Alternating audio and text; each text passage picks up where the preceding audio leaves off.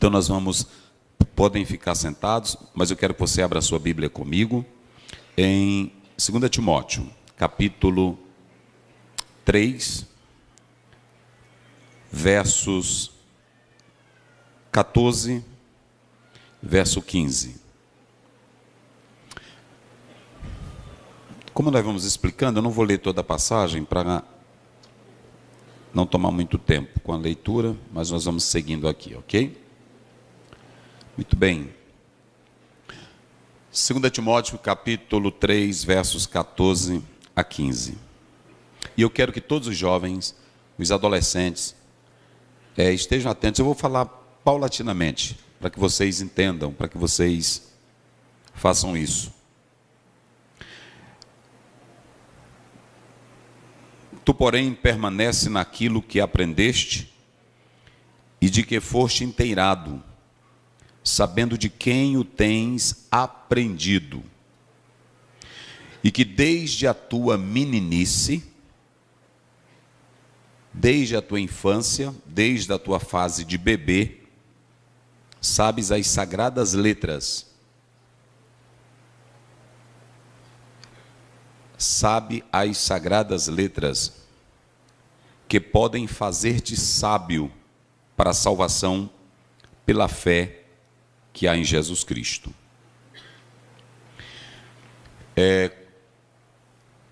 Quando eu recebi o convite, o pastor falou no evento, o evangelista, e eu fiquei pensando, a gente prega para pastores, prega para a igreja, e adolescente sempre tem uma linguagem adequada, sempre tem um universo.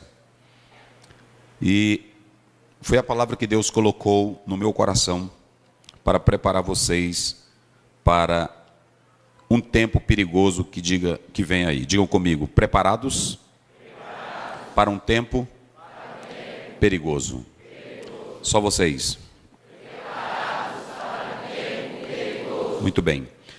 Você não precisa entender a escatologia na sua essência, que é a doutrina das últimas coisas, e nem as correntes, os 6 pontos dentro da visão escatológica, ou as 4 linhas do livro do Apocalipse, para entender que o mundo está caminhando para uma bancarrota, que o mundo está caminhando para um desfecho final.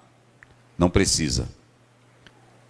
Todos, até mesmo pessoas não cristãs, pessoas que não têm nada a ver com a Bíblia, elas estão entendendo que há um clamor na natureza, há um clamor no universo, há um clamor na política, que o cenário ele se volta para uma destruição total.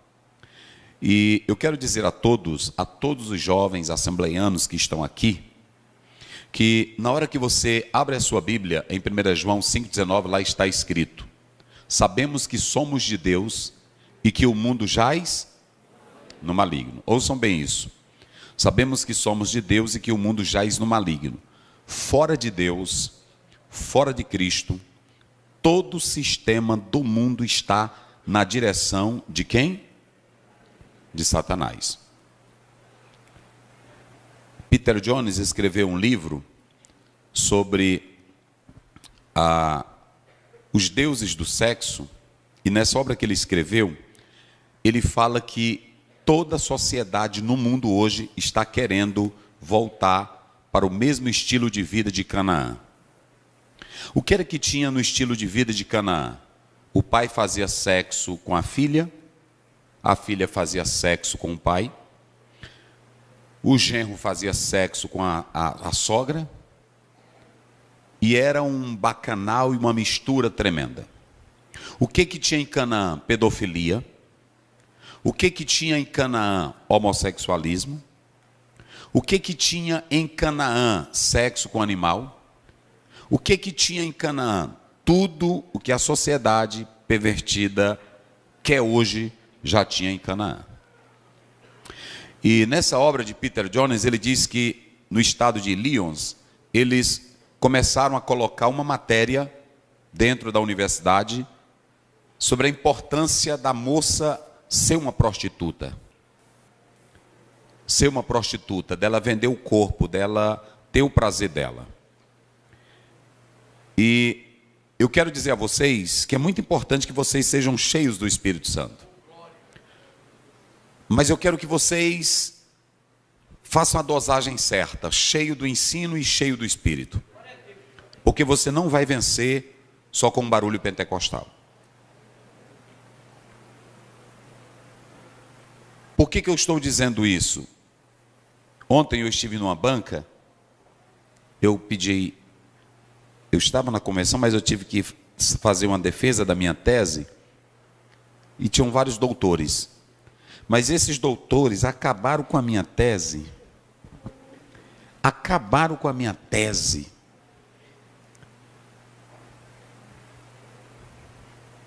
Que eu fiquei olhando assim, eu disse, meu Deus, o que é isso? Aí só teve 3 que estavam assistindo, foi online, que me defenderam. Porque eu estou tentando falar sobre hermenêutica espiritual. E essa universidade diz que eu estou louco, eu estou doido. Não existe hermenêutica espiritual. E lá no texto eu uso, 1 Coríntios 2,10, o Espírito penetra todas as coisas. Teve um camarada que disse, eu sou professor de grego, eu sou isso, eu sou aquilo. Ele disse tanta bobagem. Aí ele disse, Espírito Santo interpretar a Bíblia. É assim que está lá fora. Não é assim? O coordenador da banca disse para mim, que é professor de grego, ele disse, pastor Zé, por que o senhor não muda o tema? Porque você não vai nos convencer. Já o segundo debate, eu disse, eu não vou mudar tema.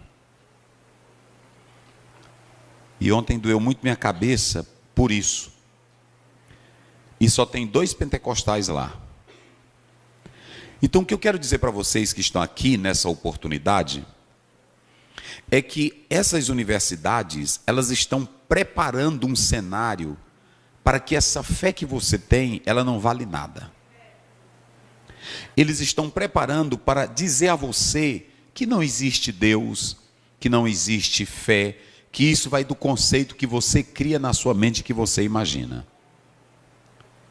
Então nada melhor do que prepará-los para esse embate. Nada melhor do que isso. E deixa eu dizer para vocês, todo estudioso da adolescência, inclusive pela nossa casa publicadora, eles quando olham para os adolescentes só olham por um viés. São 3 linhas. 1, precisam de diálogo. 2, precisam de respeito. 3, precisam ser valorizados. Só tratam dessas 3 coisas. E nós não discordamos disso. Mas a maioria dos que tratam sobre a adolescência não fala sobre a miséria da tua natureza. E qual é a miséria da nossa natureza? O pecado que está alojado em nós. Não é à toa que, por exemplo, o maior índice hoje de homicídio e de morte está entre os adolescentes. O consumo de bebida alcoólica está também entre os adolescentes. E de drogas entre os adolescentes. Abuso sexual entre os adolescentes. E por que isso, pastor Zé? Por que está acontecendo? Aí muitos se valem da questão hormonal e também se valem do universo do jovem, porque alguém diz assim, tem que respeitar, pastor, o universo dele, o cantinho dele. Quando ele está nessa fase, alguém coloca essa estrutura que é uma fase de revolta. E nenhuma fase da vida é de revolta, porque todas as fases da vida, elas foram dadas por Deus. A infância, a adolescência, a juventude, a velhice, são fases dadas por Deus. O sucesso nessas fases está em Provérbios 22:6. Ensina a criança no caminho que deve andar. Deuteronômio 6:7. Tu as ensinarás e delas falarás ao deitar, ao levantar, ao acordar. Aqui está o poder do ensino. Até o próprio Piaget, ele dizia, uma criança é como uma varinha pequena, uma varinha verde. Você joga ela para onde ela quiser. Por que a Judith Butler, por que outros dessa área querem atacar apenas as crianças e os jovens da primeira infância, da primeira adolescência, porque sabem que são varinhas verdes que eles podem jogar para onde quiserem, para que você se torne objeto manipulado deles. E aí entra com esse argumento de que você tem revolta, porque você tem hormônios, está no período da puberdade, as moças aí 11 anos, o jovem 13 anos, e isso vai criando dentro de você essas mudanças que tem que entender, que tem Dave Hunt, que foi um dos grandes apologistas, ele dizia, nunca culpe o que Deus colocou em você como modo para você pecar, teus hormônios não fazem você pecar. Não, pastor, é porque eu não aguentei, aí um fogo aqui entrou em mim, eu não me controlei. Não existe isso.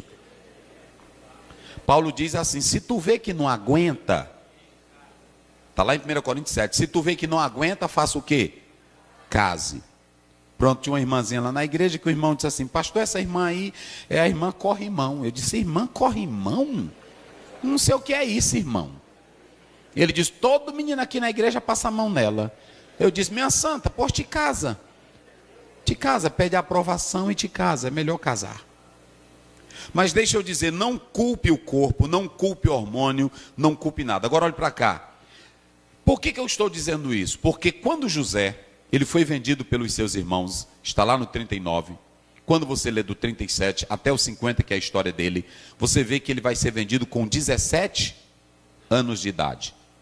Quando José chega no Egito, nada tira a comunhão dele com Deus. Ele tinha uma fé firme no Deus Todo-Poderoso. Com 12 anos de idade, 1 Samuel capítulo 3, versículo 4 até o versículo 10, a Bíblia diz que com 12 anos Samuel ouviu.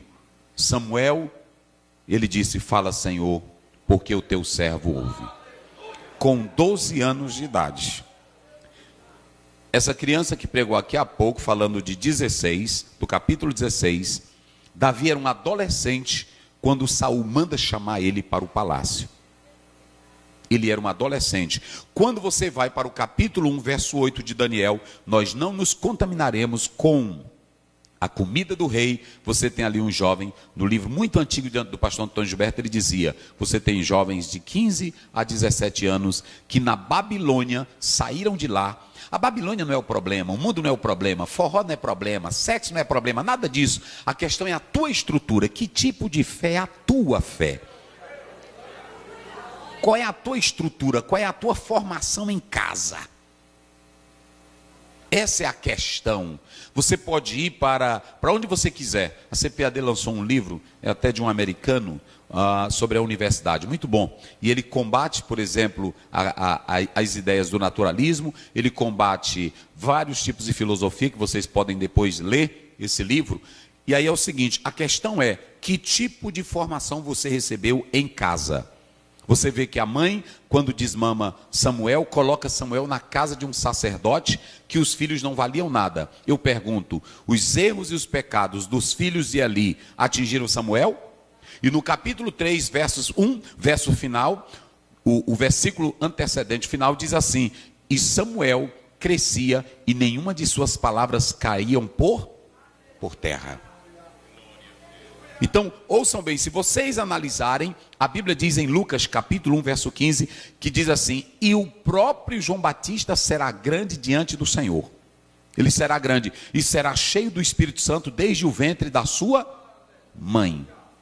A questão é, como e onde você está sendo preparado? Como nós estamos preparando os nossos adolescentes? Como nós estamos preparando os nossos jovens? Essa é a grande questão para nós que somos assembleianos. Então, nesse livro de Peter Jones, ele diz que eles estão preparando as moças para gozarem o prazer, para viverem o prazer sem nenhum medo de pecar, porque não existe isso. Então, as universidades, elas estão trabalhando dessa forma.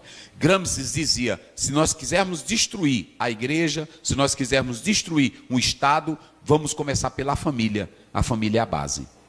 Por que há hoje toda uma luta para atingir a família? Sem família estruturada, não tem igreja estruturada.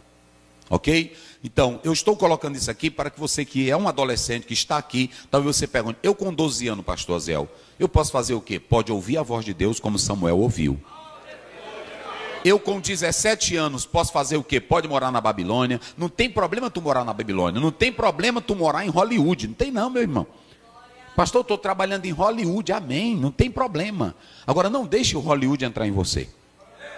Essa é a questão. Você pode morar lá no Egito, mas José, quando estava morrendo, ele chamou os irmãos e disse assim: papai disse que Deus vai nos visitar. E quando ele visitar vocês, que eu sei que ele vai visitar, nem meus ossos deixem aqui no Egito. É isso que é crença. Não te iluda com nada da terra, porque você tem o céu por herança. Quem acredita assim, diga glória a Deus. Então pronto. Então, vamos agora ao texto. Deixa eu dizer uma coisa para vocês. O texto que eu li, eu estou lendo a parte final. Esse Paulo escolheu Timóteo à luz de Atos 16. Timóteo era um jovem muito frágil. Timóteo, ele não era bem de saúde. Ele tinha, pinkes no grego, frequentes enfermidades. Ele tinha não uma enfermidade, ele tinha várias enfermidades. E eram frequentes. Além de doente, ele era tímido. Timóteo, ele era tímido. E Paulo sabia do talento dele. Então Paulo vai investir pesadamente em Timóteo. Se você ler Filipenses capítulo 2, ele vai dar toda uma estrutura da vida de Timóteo. Ele mostra quem era Timóteo. Ele chama ele de meu filho. Veja que Paulo tinha uma idade mais avançada, mas ele sabia se relacionar bem com Timóteo. A outra coisa que você vai ver no texto é que antes dele chegar aqui, nesse versículo 14, ele começa descrevendo o tempo que vai vir aí. Agora olhem bem para cá que eu vou começar agora. O tempo que vai vir aí. Olha o que diz o verso 3. Capítulo 3, verso 1.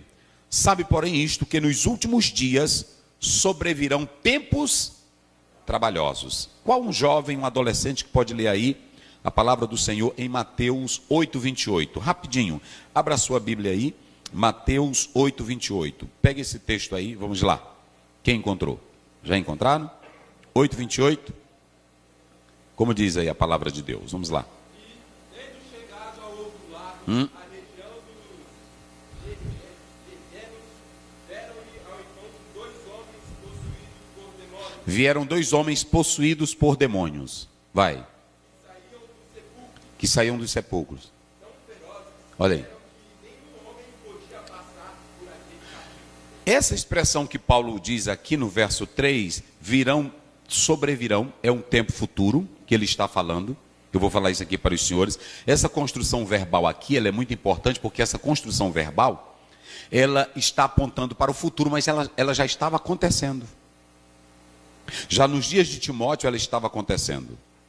E esse texto que ele acabou de ler, quando ele diz, virão tempos é a mesma expressão que ele leu ali no texto. Se você pegar o original grego, vai aparecer uma frasezinha assim, kalepoi, digam comigo, kalepoi.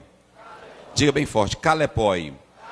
Essa expressão kalepoi, sabe o que quer dizer? Tempo insuportável, tempo difícil de se viver, tempos de demônios. Olhe para cá, adolescentes. Olhe para cá, meus irmãos, líderes. O tempo que vai vir aí agora é chumbo grosso. O tempo que vai vir aí agora, adolescentes, é tempo de guerra. Quando Paulo disse a Timóteo, sabe, porém, isto, que virão tempos trabalhosos, kalepoi. O apóstolo São Paulo, ele estava dizendo que agora vai vir uma época sem restrição. Sem restrição. Vai vir uma época onde o pecado não terá freio. Não se assustem com o que eu vou dizer. Aqui é gravado. Não tem problema não. Não. Deixa eu dizer uma coisa para vocês. O tempo que vai vir aí é chumbo grosso para nós. E não se assustem do que eu vou dizer aqui para vocês. Eu vou já falar aqui para vocês. O apóstolo São Paulo, em Atos 20, verso 30, ele disse: saibam todos que de dentre vós surgirão homens dizendo coisas perversas, para atrair o quê? Para atrair discípulos. E o que eu quero começar aqui é que esse tempo perverso, ele vai ser marcado de 3 coisas: ações, pensamentos e palavras. Digam comigo: ações, pensamentos e palavras. Vamos lá? Nas ações vocês vão ver tudo que não presta no meio nosso.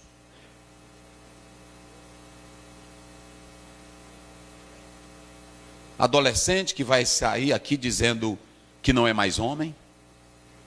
Moça que vai se levantar aqui dizendo que não sabe mais que gênero ela tem. Eu vou logo dizer para vocês tudinho a verdade. Líderes contaminando o altar com a vida em pecado. E Paulo disse: é de dentro de vocês. O que tem de pastor hoje pregando e confirmando uma pauta contrária à Bíblia, aprovando tudo que a Bíblia é contra, ele está desfazendo de tudo que ela está falando. Aguenta, igreja. Lá vem pancada. Vai vir uma maré, vai vir uma avalanche de tantas ideias teológicas absurdas, de homens que vocês vão dizer assim: mas eu não acredito que é o fulano que disse isso.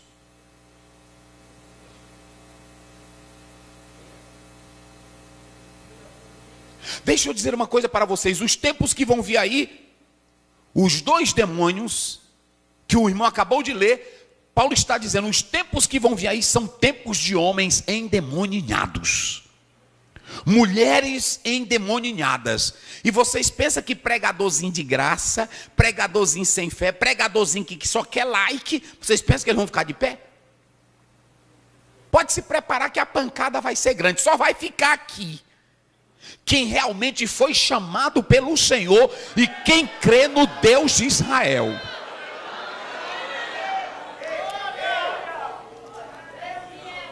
O mundo jaz. Olha o que Paulo diz. Se você ler, eu não vou ler todo, mas quando você lê, ele diz: os tempos que vão vir aí são tempos de homens diabólicos, sem controle, são homens violentos, que dizem as piores bobagens. Basta você botar. Quando você vai para o TikTok, você já vê. A Bíblia não presta. Esse negócio de design inteligente é só mentira. Esse negócio de dízimo é só mentira. Esse negócio de Deus é só conversa. Está tudo aí, mas vai piorar. E sabe onde é que eles estão atacando? Eles estão atacando no meio dos adolescentes, para criar na mente de cada um deles uma ideia de que tudo isso é mentira. A Bíblia é mentira, poder é mentira, tudo é mentira. Agora deixa eu dizer uma coisa. Quando você prossegue, Paulo vai dar algumas características dos homens que virão aí. Primeiro, homens egoístas, amantes de si mesmo. É muito interessante, irmãos. Eu, quando escrevi o meu comentário, cartas pastorais, eu falo de todas essas qualidades no grego. Eu não vou explicar aqui elas, nem vou falar. Mas quando você olha para egoístas, são aqueles que só querem os prazeres. Os egoístas são os homens que gostam mais da satisfação do que agradar a Deus. Aí eu falo com os adolescentes: o que tinha na casa de Eli para satisfazer Samuel? Por que Samuel teve agora o desejo de se tornar um homem de Deus? A mãezinha, olha, mãe, se tiver uma mãe aqui, ela pegava o Samuel, fazia um vestidinho para ele e dizia: meu filho vai ser sacerdote, meu filho vai ser profeta. Era a mãe todo dia: meu filho vai ser homem de Deus. Quando você lê 1 Samuel 1:27, a Bíblia diz assim, que Ana abriu a boca e diz: por esse menino orava eu. Filho que a mãe bota a oração nele, que a mãe joga a palavra de promessa para ele, que a mãe joga a palavra de gratidão para ele, não se torna desgraça.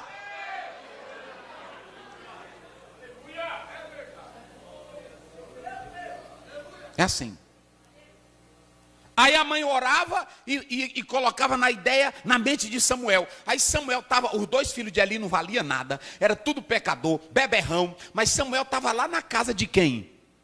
De Eli. Só que a mãe estava blindando ele. Todo ano a mãe ia lá: como é que tu tá, meu filho? Tu tá direitinho, tá crente? Olha, tu é filho de oração. Mamãe, eu estou servindo a Deus aqui. Com 12 anos, Samuel, Samuel. Eita, meus irmãos. Quem glorifica a Deus? Samuel, Samuel. É negócio sério, meus irmãos. É negócio sério. A bagaceira estava grande. Tudo não prestava. Porque tem irmão que fica, pastor, mas eu estou para não aguentar, porque aqui só Deus é nada. É porque tu não está estruturado. Quando tu está estruturado, pode ter mulher nua, pode ter um bonito, pode ter a desgraça. Aí pronto, é assim. Eu vou para todo lado, eu vou para a festa, eu entro em todo lugar. Pronto, um dia eu estava numa festa, a mulher ia passando com a bandeja, e aí o negócio espumando. E aí eu disse, o que é isso aí, senhora? Ela disse, eu não sei, eu acho que é um suco. Aí quando eu fui pegar, o irmão disse, rapaz, isso aí é champanhe. Eu disse, não é do meu estilo não, pode ir para lá, eu quero é suco. Pronto, aí eu vou beber. Olha para cá, deixa eu dizer uma coisa para vocês aqui. Só vai ficar de pé quem está preparado. Mas aí você pergunta, pastor, mas eu sou um adolescente, eu não tenho estrutura ainda. Tem, eu vou te mostrar na Bíblia que você vai ter e tem estrutura. Quem crê nisso, diga glória a Deus. Olhe para cá, egoísta é aquele que só quer o prazer, é aquele que só quer vantagem. Hoje tem mocinha na igreja, tem rapazinho na igreja, vou dizer a verdade de Deus. Ele só quer estar na igreja se tiver uma banda de rock. É os adolescentes, não é assim? Aí pronto, e tem que estar pulando, e tem que mudar cabelo, e tem que mudar não sei o que. Tu não precisa fazer isso. A tua alma não te satisfaz com batuque, a tua alma te satisfaz com a palavra de Deus. Salmo 119, verso 9. Como purificará o jovem o seu? Como é que ele purifica? Como é? Como é que diz? Observando o quê? Observando conforme a tua palavra. Olha para cá, tem muito jovem que diz assim, pastor, se não tiver piquenique eu não fico. Tem muito jovem. Eu ando aí o Brasil, eu vejo gente. Um dia eu cheguei numa igreja, aí o pastor disse para mim, pastor Zé, me desculpe, eu tive que pintar essa parede dessa cor, porque os jovens tudinho estavam saindo da igreja, e tem um amigo nosso aqui que abriu uma igreja aqui do lado, e estavam indo, porque lá tem isso. Eu vou dizer uma coisa, eu disse para ele, meu pastor, não demora um ano, todos caem fora. Porque deixa eu dizer, a alma, o espírito, precisa do que é de Deus. Do batuque, da arrumação sua, dura meses. Agora o que é de Deus dura para a vida eterna. Joga a palavra nesse povo. Joga a palavra, joga a oração. Deixa eles ver Deus na sua vida. Aí pronto, se tiver parede amarela ele vem, se tiver parede preta ele vem, se tiver parede azul ele vem, se for branca ele vem, se não tiver cor nenhuma ele vem, se for só de tijolo ele vem. A Bíblia diz que Débora atendia era debaixo da palmeira, mas o povo ia porque ela tinha Deus na vida. Quem tem Deus na vida, o povo vai. O povo vai.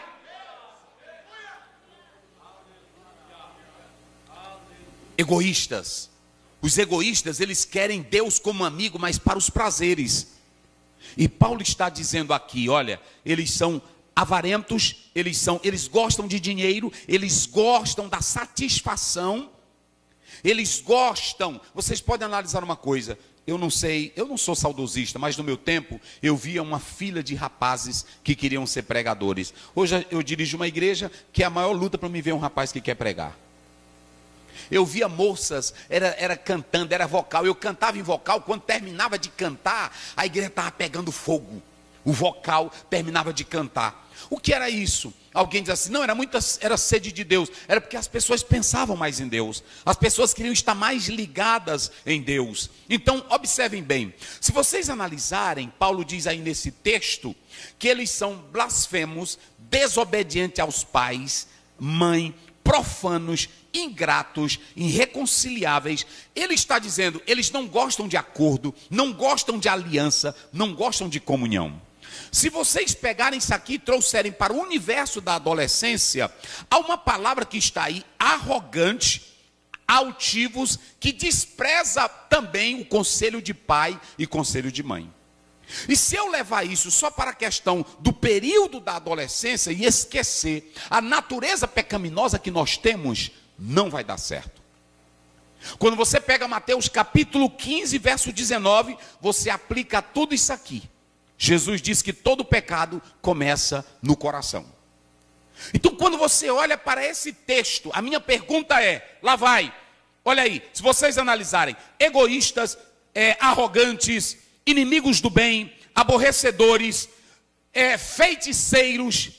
O tempo que vai vir aí é com esses homens. Mas o pior, se você pegar o versículo 2, a Bíblia diz assim, roi antropós. Sabe o que quer dizer? Paulo não está colocando isso aqui no mundo universal, ele está colocando na igreja. O pior é que Paulo está dizendo que tudo isso aqui também vai sair de onde? Da igreja. E aí piora. Por que que piora? Se você pegar o verso 5, aí você vai ver que Paulo complementa dizendo, tendo a aparência de piedade, mas negando a eficácia dela. Ou seja, o verso 2, olhem para cá, o verso 2 está dizendo que tudo vai sair daqui. Eu pergunto, tem irmão saliente na nossa igreja? Tem ou não? Tem jovem que parte para a gente e diz as coisas, eu não creio nisso aí que o senhor está dizendo, pastor. Tem ou não tem? Tem jovem que chega e diz, pastor, a igreja aqui ela é arcaica, tem que ter algo novo, moderno. Tem ou não tem? É todo esse retrato aqui. Só que vai piorar, deixa eu dizer para vocês, vai piorar. Paulo ele pega o exemplo de dois homens chamados Janes e Jambres. No Talmud babilônico, dizem que eram dois grandes feiticeiros, goetes, que eles pegavam e usavam de mágica, de magia para ludibriar as pessoas para seguirem. No capítulo 8 de Atos, você vê um mágico que queria o mesmo poder que os apóstolos tinham. Olhem para cá. As pessoas não estão mais atrás de pregadores, de homem de Deus que prega a Bíblia. Estão atrás de mágicos, estão atrás de oradores, estão atrás de pessoas que têm palavra bonita e que sabem ter charme no púlpito. Dia desse uma irmã saiu da igreja, aí eu disse, e aí por que essa jovem quer sair? Não é porque lá a igreja é mais moderna. E eu disse, eu sou o quê, rapaz, aqui nessa igreja? Não, ela disse que o senhor já é arcaico. Eu disse, vixe Maria, arcaico? Eu disse, pô, deixa ela aí. Mas é porque a outra igreja dela, lá mistura tudo. Lá pode beijar na hora do culto, lá pode dançar. Lá o rapaz entra e bota uma sinuca no meio do púlpito. E dia de jogo eles ligam a televisão dentro da igreja e chamam os jovens tudinho para assistir jogo. É isso que eles gostam. Agora eu vou dizer uma coisa, Deus não está interessado se tu é adolescente, se tu é jovem, se tu é velho, se tu é novo, se tu é pastor. Não, Ele procura corações sinceros que busquem a Ele de todo o coração e com pureza na alma. Pureza na alma. Se os tempos que vão vir aí são tempos diabólicos, são tempos pesados, juventude, olhem para mim, preste bem atenção. O tempo que vai vir aí são tempos de demônios. São pessoas que vão olhar para nós. Aqui no Brasil, nós estamos aqui dizendo, olha, eu quando estive lá em Londres, aí eu fui andar na rua. Meus irmãos, quando eu andava na rua, aí eu via gente de toda a natureza. Eu disse, meu Deus, onde é que eu estou, meu pai? Aí pronto, era homem de todo jeito, mulher de todo jeito, criancinha de todo jeito. Aí eu fui na igreja, eu fui na casa de uma irmã, e ela disse, pastor, aqui em todas as escolas, a ideologia de gênero já é aplicada. Um dia desse, meu filho, que é crente, veio lá do Brasil, ele estava dizendo, mamãe, eu não sei mais o que eu sou, se eu sou homem ou se eu sou mulher. Aí ela disse que teve que dizer a verdade para ele.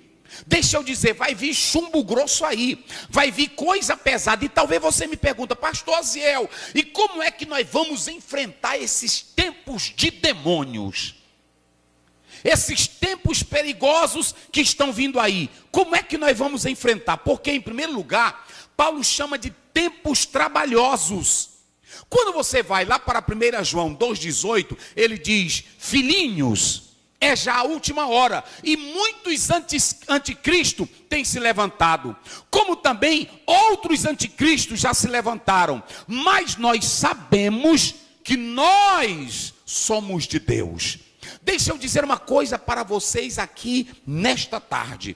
O tempo que vai vir aí, se você pegar Judas, verso 18, ele diz, os apóstolos já falavam que os homens que vão vir aí são homens de concupiscências ímpias, imorais, tudo que não presta vai vir aí, gente. Agora, talvez você me pergunte, pastor Aziel, e como é que eu vou aguentar? Como é que eu vou suportar? Aí tem até pastores e tem irmãos que trabalham com departamento, e ele olha para um adolescentezinho desse aqui, ele olha para uma meninazinha, aí diz assim, olha, nós não podemos pegar pesado que é uma criancinha. Eu li um livro que diz que uma criança estava caindo na água e salvaram ela.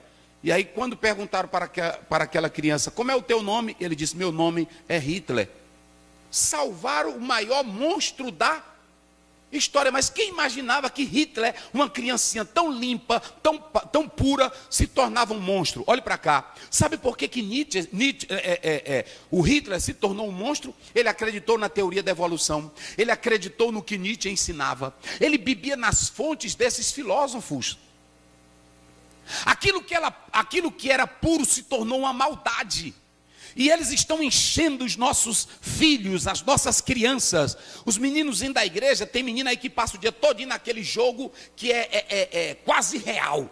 Um dia desse o irmão foi me mostrar, eu disse, tira daí meu irmão, que eu já estou, é para virar bandido. Só olhando aquilo ali. É uma coisa pesada, é real.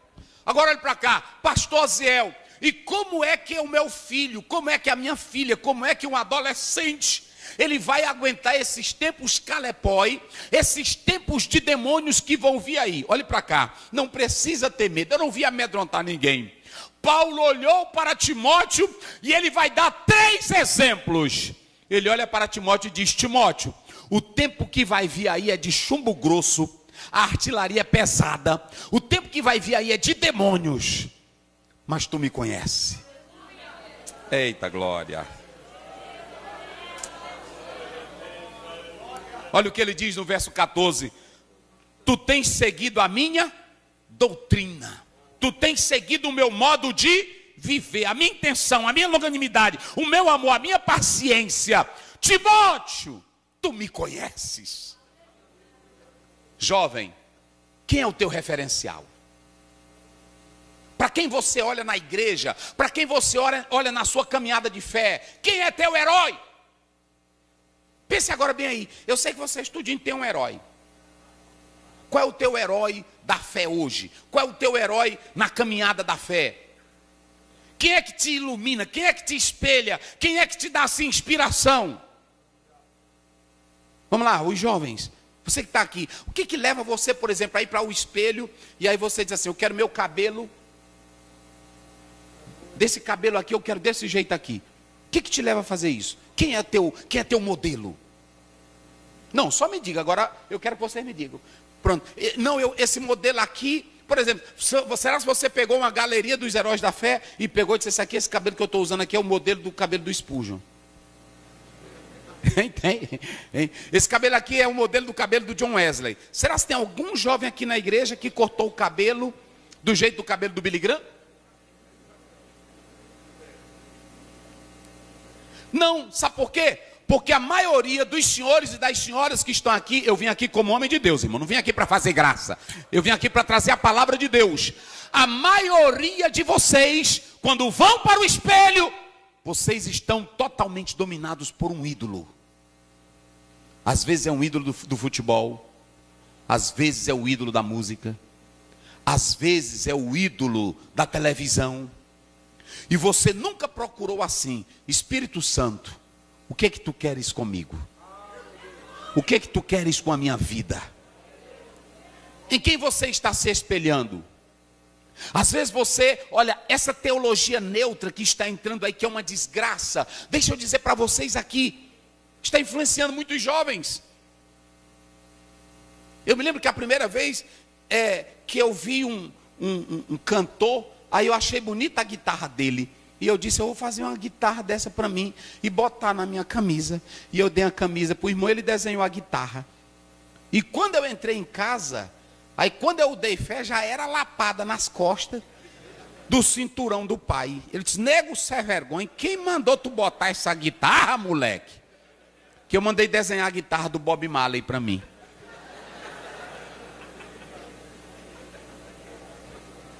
Então deixa eu te fazer uma pergunta. E um dia eu cheguei num local, um segundo campo que o meu pai foi ser pastor, que era no sertão, não tinha pregador, era só ele quem pregava. Mas um dia eu cheguei no outro campo, tinha um rapazinho pregando. E eu olhei para aquele rapazinho pregando, eu achei bonito. Eu disse, rapaz, que coisa bonita. Dali me nasceu o desejo de eu pregar o evangelho. O que te impulsiona? O que te traz para cá? Qual é o teu herói? Em quem você se espelha? Olha o Paulo dizendo para Timóteo, ele diz: tu tens seguido de perto a minha doutrina e meu exemplo, a minha intenção, o meu amor. Timóteo, eu te conheço, tu queres me imitar. Segundo, ele diz assim: tu sabes das minhas aflições e mesmo assim você quer me seguir. Quando você vem para o verso 12, ele diz: todos que querem viver piedosamente em Cristo padecerão perseguições. É por isso que eu disse que o momento agora não é bom. Ele diz: todos nós nesse momento vamos padecer perseguições. Mateus 10, 22, Mateus capítulo 5, versículo 10, versículo 12, fala disso. Agora uma coisa eu quero dizer para vocês aqui: os tempos que vão vir aí são tempos de demônios. Homens cruéis, mulheres devassas, homens devassos, que vão tentar estragar a nossa fé. Mas tem uma coisa, que Paulo sabia que o tempo poderia ser trabalhoso, poderia ser tempo de demônios, tempo de feiticeiro, mas ele diz assim: mas eu sei, Timóteo, que você não vai ceder, que você não vai cair. Verso 14: tu, porém, permanece naquilo que aprendeste.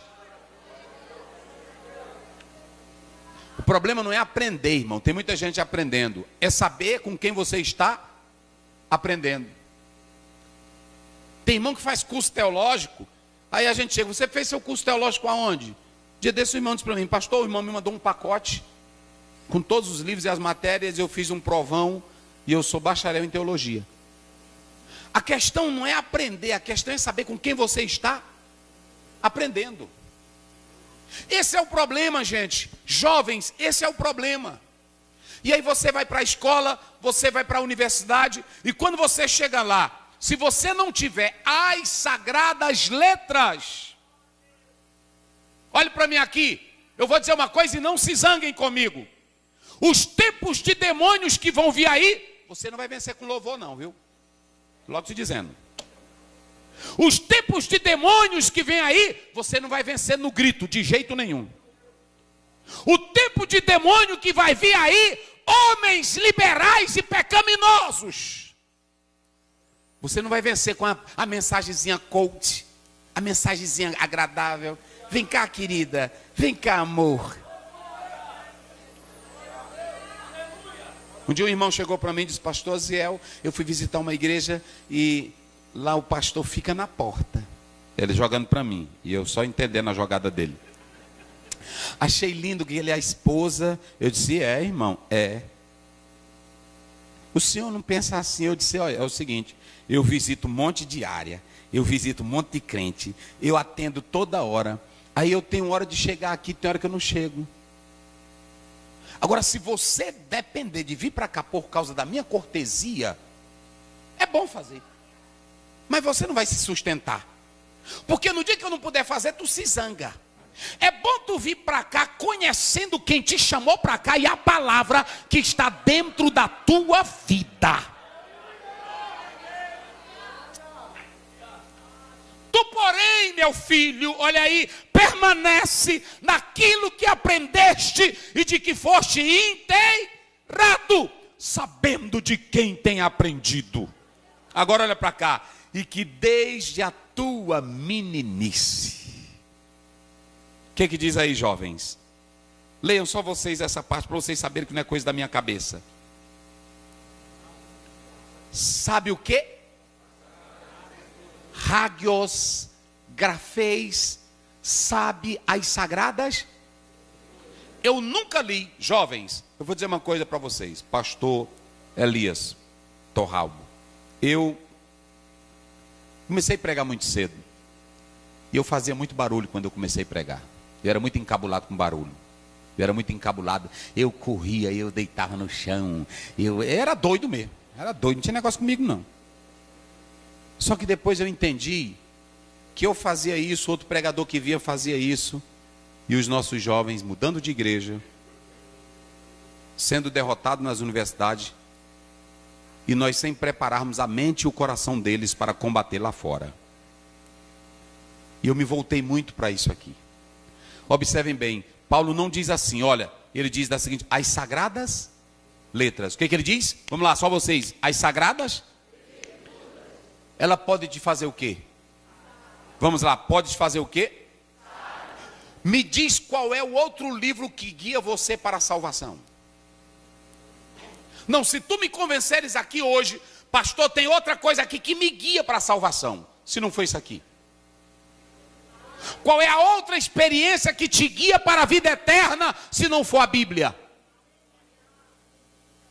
Eu não leio outro livro que pode bater coração de crente ruim e quebrar ele no meio. Jeremias 23, 29. Não é a minha palavra como martelo?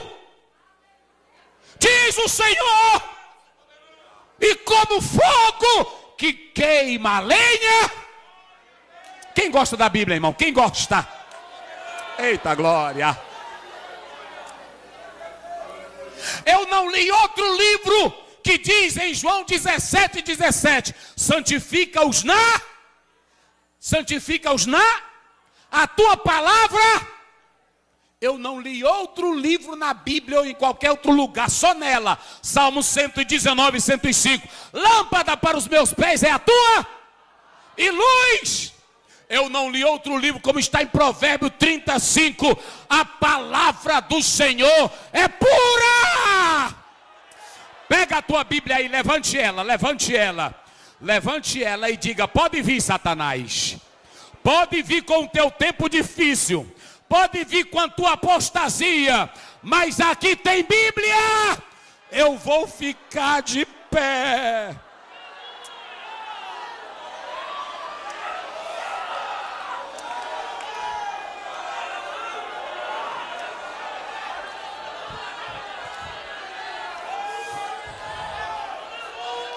Jovens, adolescentes, quando você abre a sua Bíblia, ouçam bem.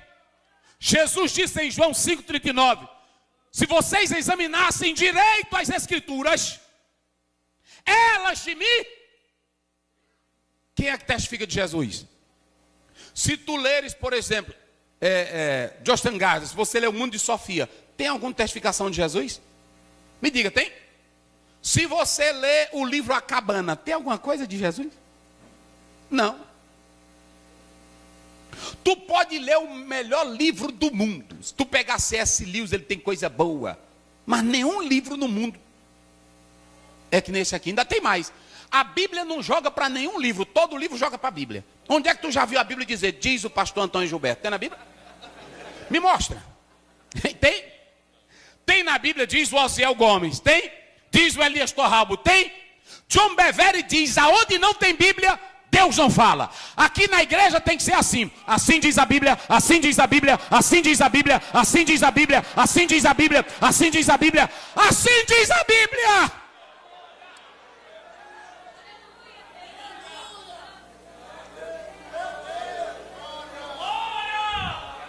Mateus 22, 29. Errais. Vamos lá. Errais. Não conheceu o quê? Diz. As Escrituras. E o que mais? E o poder de Deus. As Escrituras têm poder, meus irmãos. As Escrituras, elas têm poder. Uma irmãzinha chegou para o pastor e disse assim, pastor, mas eu não estou memorizando mais a Bíblia. Eu estou lendo, mas não memorizo. Ele disse, a senhora tem peneira em casa? Ela disse, eu tenho. Peneira? Mas o que tem a ver peneira com a Bíblia?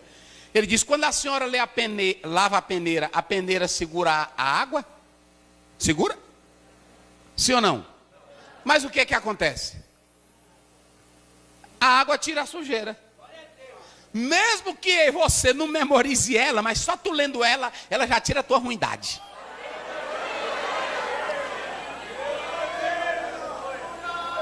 Bíblia é Bíblia, meus irmãos. Não é, pastor Elias? Tem esse negócio não. O Santo Agostinho, ele foi, fala comigo, cadê o Deus da mamãe? E ele era um bicho velho sem vergonha.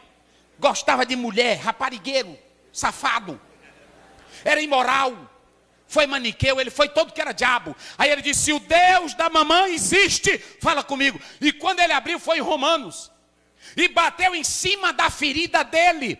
Olha para cá, a Bíblia, ela bate em cima da tua ferida, ela mostra teu erro, teu pecado, tua desgraça, mas ela aponta quem é o Salvador, ela mostra o poder de Deus. Vocês sabem por que Congresso quer tirar a Bíblia e já estão mandando tirar, estão tirando aí dos tribunais de justiça, estão mandando tirar dos hotéis que os gideões não botam a bibliazinha lá? É porque isso aqui, meu irmão, tem um poder incalculável.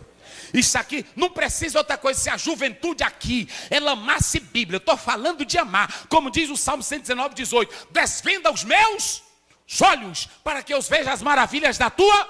Meu irmão, se tu cair nisso aqui,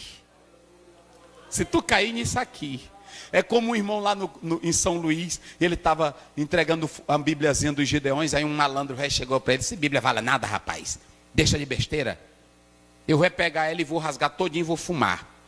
Ele disse: pode fumar, e eu lhe dou. Aí ele pegou, disse: pô, me dá isso aqui. Aí ele na frente do irmão pegou, fez logo um cigarro, botou o fumo velho dentro e começou a fumar. Aí ele disse: eu te dou outra se tu fizeres um compromisso comigo de ler.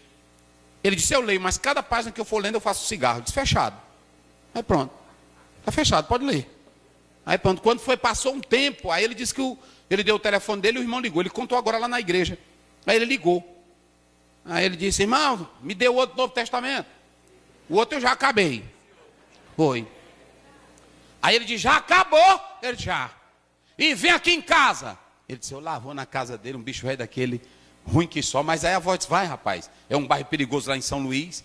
Vai. Aí ele foi. Ele disse que quando chegou lá, disse que ele olhou e disse: ei, rapaz, entra aí. Aí ele entrou. Quando ele entrou, ele disse: Pai do Senhor. Ele disse: Pai do Senhor? Ele disse: desde molecagem, rapaz. Deixa de molecagem. Ele disse: não, irmão, eu fumei só um livro. Aí um dia eu fui arrancar a página e fui lendo e comecei a chorar. Eu me entreguei a Jesus aqui, pertinho de casa. E eu lhe chamei aqui, é porque a mamãe está doente e eu quero que o senhor ore por ela. Eu não quero mais, que eu já tenho uma Bíblia que eu estou lendo ela. Irmãos, a Bíblia tem poder. Quem acredita no poder da palavra? Deixa eu dizer, a Bíblia aqui é você. Se vocês, olha pastor, podem cantar, que é muito bom. Lá na igreja, eu boto o ministério de louvor, mas é só 2 hinos. Ela é só 2 hinos. Aí tem hora que o irmão ainda quer, fecha os olhos. Não. Peça em fechar não. Só na hora que namorar e nós fecha para orar. Nós não somos místicos. A palavra é que gera em nós. Aí ele diz: pastor, fecha. Não. Pronto. Cantou os hinos aí, é palavra. Sabe por quê? Olha para cá. O que vai mudar a tua vida é a palavra de Deus. Eu vou ser sincero com vocês. Tem muita gente cantando, irmão, em ministério, adulterando. Tem muita gente cantando em ministério que não sabe o que é palavra de Deus. Eu sou sincero com vocês, eu sou pastor de igreja. Eu sei coisa que vocês, se eu fosse falar aqui de adolescente, tanta coisa que eu ouço no meu gabinete, e o pastor Elias também escuta. E a gente sabe o que é importante. Isso aqui não é mágica, isso aqui é poder de Deus. Romanos 1,16, o evangelho é o quê? O evangelho é o quê? Poder de Deus. Agora eu ia saindo do culto, no lançamento de uma pedra. E quando eu ia saindo do lançamento de uma pedra fundamental, aí um irmão me chamou assim. Aí ele disse: pastor Zé, eu tenho um segredo que é para me lhe contar. Eu disse: pois conte, irmão. É no gabinete ou aqui mesmo? Não, só tem nós dois aqui. Eu disse: por não. Eu era viado. Eu disse: irmão, não diga um negócio desse para mim, senhor. Ele disse: pois era. Eu disse: irmão, eu sempre achei um homão. Você é... Aí ele disse: pois é, meu pastor, é só para o senhor ter uma ideia. Eu disse: mas por que o senhor está me contando isso? Eu perguntei para ele. Eu disse: por que o senhor está me contando isso? Ele disse: é porque é o seguinte, o senhor já veio aqui na área várias vezes e eu sinto de lhe contar. Pastor, foi 30 anos. Pastor, foi 30 anos. E eu, pastor, era nessa vida. Um dia eu peguei a corda para me matar, porque a minha família não gostava de mim, e eu escutei de longe, cantando um hinozinho da harpa. Irmão, as coisas dos crentes é assim. De longe eu escutando. Quando eu escutei, eu fui lá e aceitei Jesus. Pastor, já tem mais de 20 anos. Eu disse: irmão, não me diga um negócio desse, irmão. Pois é, pastor, sou pai de família. O senhor já viu minha mulher ali, né? Olha lá ela, eu disse: é mesmo. E ela sabe que o senhor foi, contei tudo para ela. Evangelho liberta ou não liberta? Tem poder nessa palavra ou não tem? Observem bem, Paulo diz que o tempo que vai vir aí é pesado. A artilharia que vem aí é pesada. Mas olhe para cá, como foi que Jesus venceu o diabo? Mateus 4, 1 a 10. Como ele venceu o diabo? Qual é a única espada que nós temos para cortar Satanás? Qual é? Diga bem forte, qual é? Olha o que Paulo diz: tu, pois, meu filho, não precisa inventar mágica, não precisa ter medo de feiticeiro, não precisa ter medo de outra coisa. Quem está na palavra vai ficar de pé, vai ficar de pé, vai ficar de pé. E não precisa inventar nada. Tu, pois, meu filho, permanece naquilo que tu foste em si.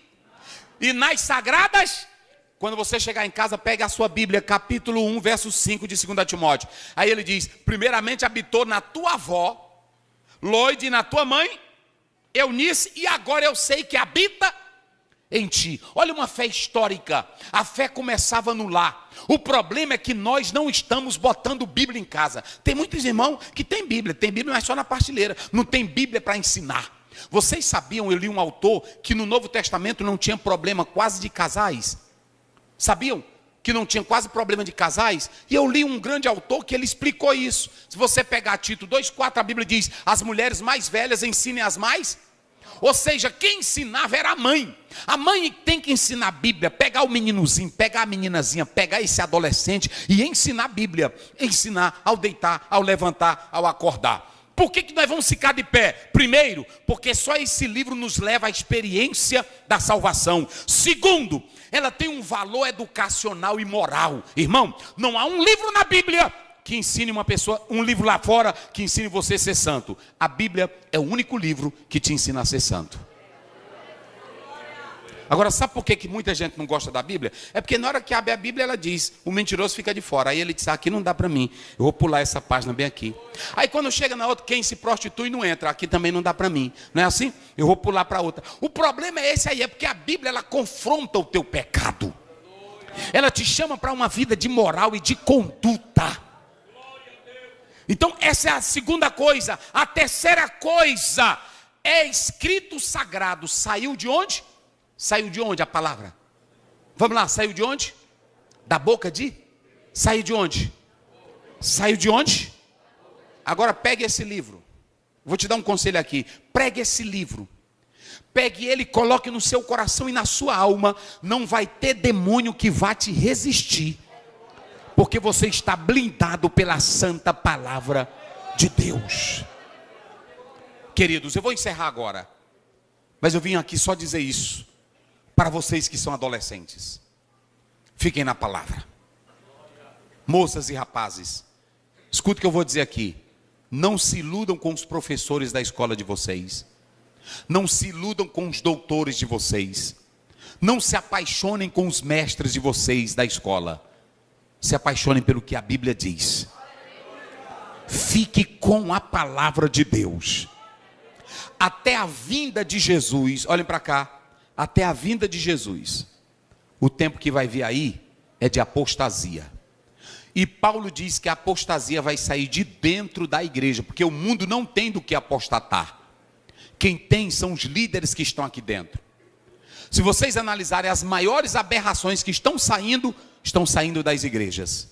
Mas eu vim aqui dizer que nós estamos blindados, porque nós vamos ficar de pé, porque a palavra de Deus está em nós. Fique de pé. Pegue a sua Bíblia. Cadê a sua Bíblia? Coloque ela no seu peito.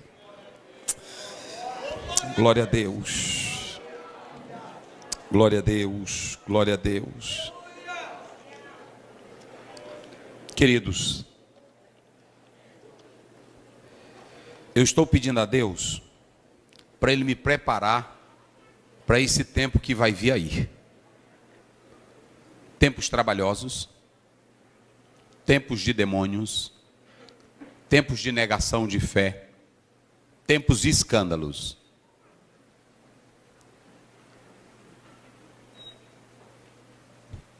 Se nós analisarmos as 7 igrejas do Apocalipse, elas forem históricas, como nós falamos, e elas representarem esse período, a última é Laodiceia. E na igreja de Laodiceia, Jesus está do lado de fora, batendo na porta, querendo entrar. Quando Jesus vier buscar a igreja, o maior sinal que nós vamos viver é a apostasia. E muitos vão desistir. E muitos vão negar a fé. E muitos vão trazer escândalos. Mas eu vim aqui esta tarde para dizer a vocês: tem um escudo na nossa frente. Tem um escudo na nossa vida. A preciosa palavra de Deus. Pegou a sua Bíblia, botou ela no coração. Querido Deus, nós estamos falando a tua palavra para essa juventude, adolescentes, que o diabo tenta minar a mente de cada um deles, Senhor. Mas agora, em nome de Jesus, eu venho te pedir, ó Pai, nesta hora, que cada jovem aqui tenha amor pela tua palavra. Senhor, que a partir de agora cada um faça um compromisso de comer a tua palavra,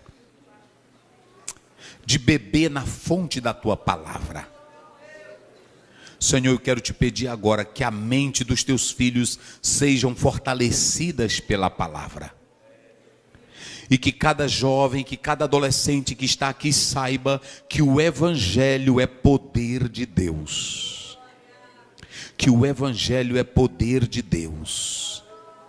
Senhor, se tem algum jovem aqui nesta tarde, se tem algum filho teu, filha tua, que estava fraco e que não está acreditando nesta palavra, fortalece agora. Senhor Deus, nós vamos sair daqui nesta tarde, mas eu quero te pedir que essa geração saia daqui tão viva, tão poderosa, que não há diabo que possa aguentar essa juventude cheia de Bíblia, cheia da tua palavra, cheia da fé, Senhor.